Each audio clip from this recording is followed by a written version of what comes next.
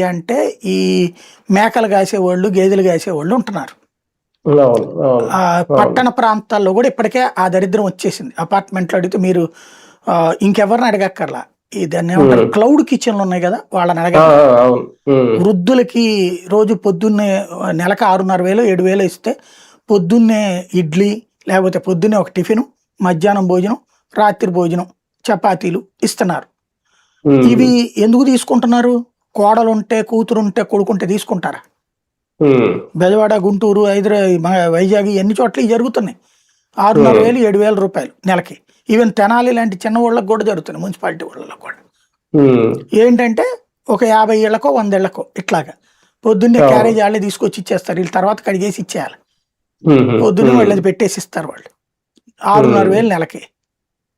ఏంటి అంటే వీళ్ళ పిల్లలందరూ హైదరాబాద్ లోను, బెంగళూరులోను చేస్తున్నారు.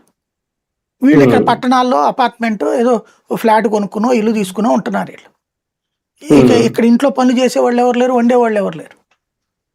అలాగని హోటల్ నుంచి తిందామంటే ఏం రోగాలు వస్తాయో తెలియదు. ఈ క్లౌడ్ కిచెన్లు అంటే ఇంట్లో వండినట్టు కదా అనేది. బట్ అవి కూడా ఇప్పుడు హోటల్ లాగానే తయారైనాయి అనుకోండి. అది మన పట్టణాల్లో అడిగితే తెలిసిపోతుంది. మారిపోయాం మనం ఇంకా అది గ్రహించట్లేదు. ఆ మార్పు తీసుకురావాలంటే కష్టమే, అది ఇళ్లలో ఎప్పట్లో అవదేమో. రైట్ చూద్దాం.